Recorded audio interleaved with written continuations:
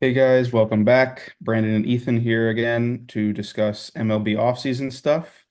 Obviously, it's going to be a long winter. There's a lot of top free agents that are going to be available for teams to pursue. And one big name that's going to hit the free agent market or that has hit the free agent market is Teoscar Hernandez.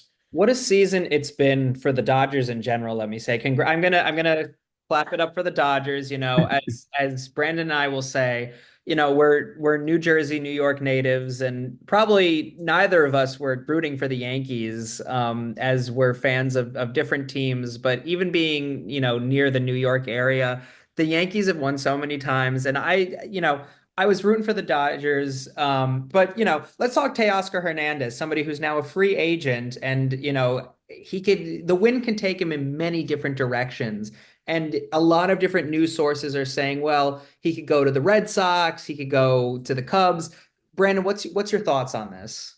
Yeah, I mean, I think obviously he's an outfielder first and foremost, so there's going to be teams that, don't have as big of a need in the outfield, whether it's just prospects or just they already have established starters there. But the thing about him is that everyone can use a bat like Teoscar Hernandez. He was an all-star again in 2024 after a couple of mediocre years at the end of his American League tenure.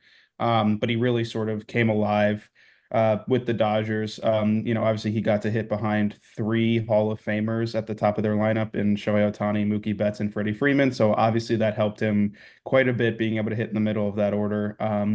But he's gonna get a lot of money in free agency from a team that needs a right-handed power bat, a guy who's hit 25 plus home runs in four consecutive seasons. He's a really talented player. He's not so great with the glove. He could very easily be sort of turned into like a full-time DH. Towards the end of his next contract. He's already 31, I believe. Or 32, but he's a really consistent bat. He's got a lot of power. And for a team that every team needs a bat like his, but for a team especially that needs, a right-handed bat, a power bat, especially in the outfield, I mean, he's as good of a fit as there is right now on the free agent market. I'll put it like this too. We always kind of play the age card, not in a bad way, but pointing out, he's 31, 32 years old, but he's kind of, he's a veteran player at this point. He's been in the MLB since 2016, and he's now got another win. He's got a win with the Dodgers under his belt. He's a very kind of highly sought after player right now. I think being a free agent, I think he at least is seeing dollar signs saying, "Look, I got a World Series ring on my finger, show me the contract." I think he made the right decision becoming a free agent and not taking another contract.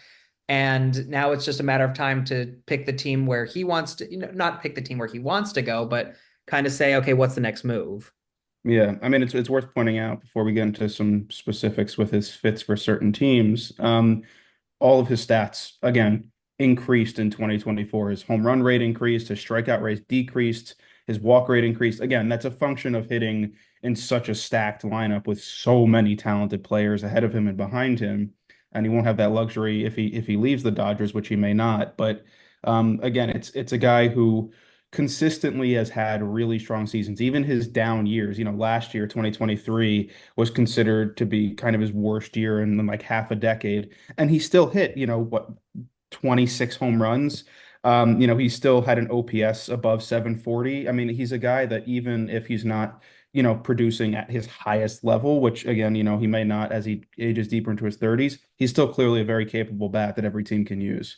And I always love to play devil's advocate as one does in the sports journalism world. It's not all sunshines and rainbows when it comes to Teoscar Hernandez. Like Brandon said, he's not amazing with the glove. I think when you see people who are, the power hitting combo, he's not amazing with the glove when he's in left field, and he's not really a speedy guy.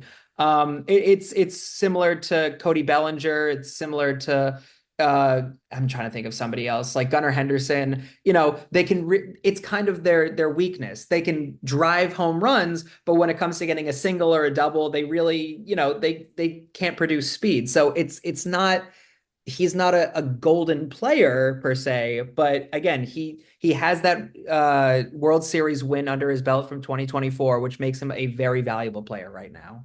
So this is a good transition point for the Red Sox, who obviously do need another bat in the lineup. There's been a lot of talk. Rafael Devers obviously is he's always going to be batting in the middle of the lineup. He's a great lefty bat.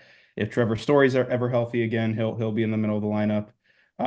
But outside of those guys, the Red Sox, obviously Tristan Casas if he's healthy, but there's always a need for another kind of high quality bat in the middle of the lineup. And right now in the outfield there's Jaron Duran, who just had a huge breakout 2024 season. And then, I mean, they'll probably, Masataka Yoshida hasn't made any sort of headway into being a guy that the Red Sox should look at as like a true long-term asset. Willie Abreu's been talked about in trade talks, it feels like for the last entire, calendar year. There's a fit there in the outfield, in one of the corner spots, to put, have Devers bat third and have Hernandez bat fourth. And, as we were just saying, just having again, a consistent veteran, a guy that you can plug into the lineup, and even in a season where you may not be hitting the best, is going to produce in the middle of the lineup. And I think we should take the 2024 season and kind of look back into, if we look back into September and near the end of October when things got very rocky, games were close, 2-3, 4-5, but we just couldn't clinch it in the eighth to ninth inning. And I think if you have somebody like Teoscar Hernandez, like you're saying, in the fourth slot there, who's a power hitting threat, game over, man. But we just don't have that right now. And I think there's a lot of buzz about, now that he's a free agent, I think he would do great on the Red Sox. And, I think they should pull the trigger on him. Yeah, I mean, I think the last thing that's obviously obvious to say, Teoscar Hernandez with the green monster in left field would do a lot of. I mean, I'm saying like he is a pole hitter for power. He would do a lot of damage in Fenway Park, and again, obviously the Red Sox have hitters. I mean, that's not like the big needs obviously atop the rotation, which we'll talk about in a future video. But having a consistent veteran, and again, if signing Teoscar Hernandez frees up their their roster to trade Masataka Yoshida. They may not get a lot back for him, or Willie Abreu, who could be used in a trade for like Garrett Crochet from the White Sox. That's a good move. That's it's a smart allocation of resources. And so again, the Red Sox again their top priority is not the offense this offseason. But signing another big bat could give them, sort of the leeway to make that move for a top arm.